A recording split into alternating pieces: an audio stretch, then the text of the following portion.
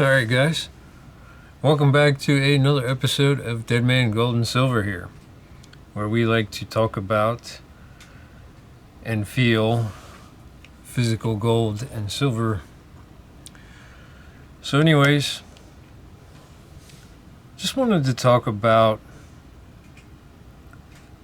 something that I've been kind of thinking about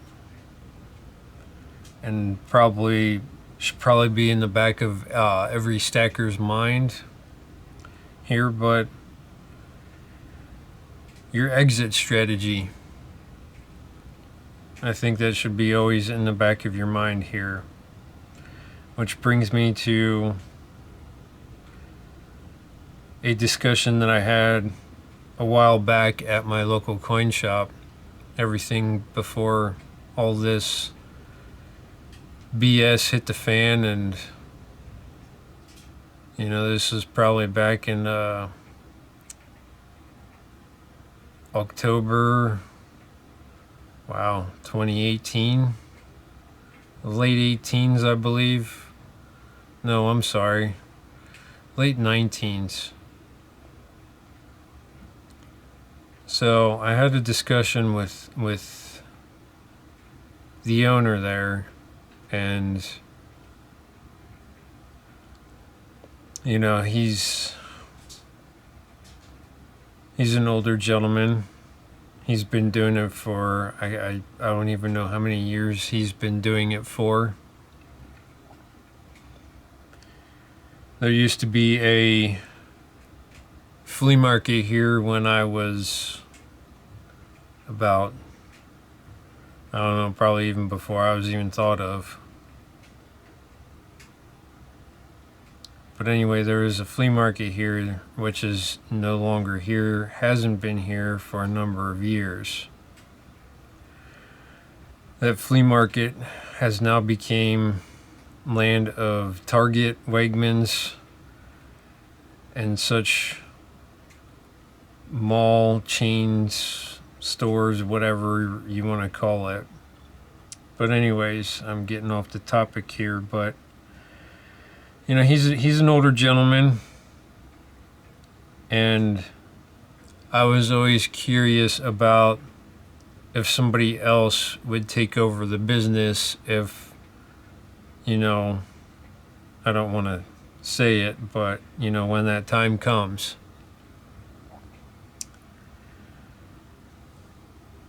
So, it looks like there's definitely an interest there in the younger generation of, his grandkids, his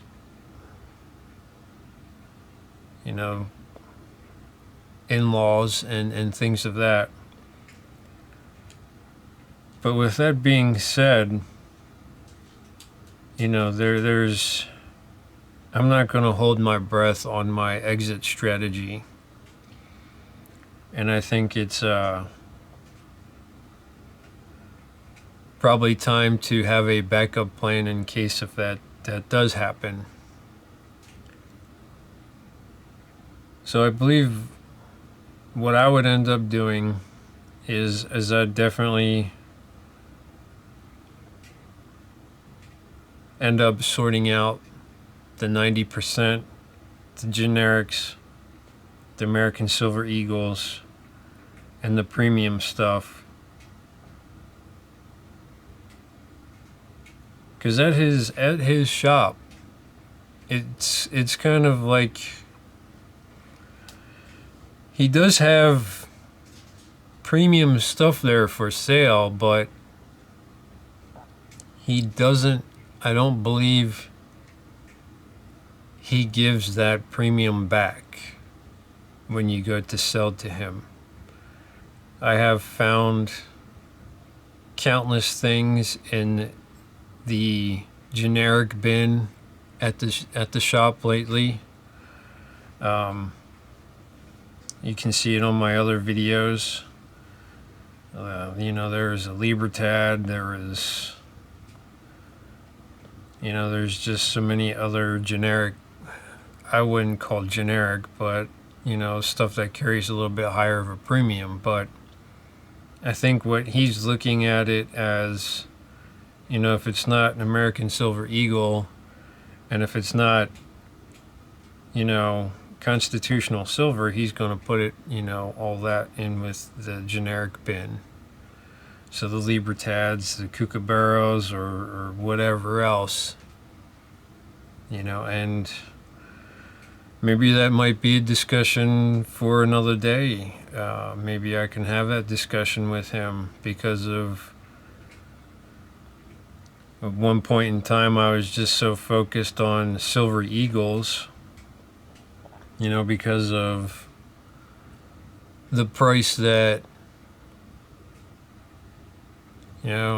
before everything happened, the price he was doing $2 over spot for American Silver Eagles, and if I were to go sell them, he'd give me $1 over spot for American Silver Eagles, which I thought was very reasonable. I definitely, beat out, all the online bullion dealers and things of that nature. So I think maybe I should probably come up with a backup plan here for my exit strategy. I'm not saying that's going to be anytime soon, but I think it's definitely something that I should have on the back burner in case of, if it does happen. I probably need to venture outside. I wouldn't say my comfort zone, but I'll probably have to do a little bit of research and find out what else is near me locally, that deals with this kind of stuff. And if maybe I might find a better shop, maybe I might not, but I'm going to continue to go to him as long as he's going to be open. So, I think that everybody should have an exit strategy and a backup strategy. So as far as it sits right now, my exit strategy would be to sell all my generic, my American Silver Eagles, and my constitutional stuff back to him. The premium stuff, the few premiums that I have picked up in the generic bins or whatever, I would probably do.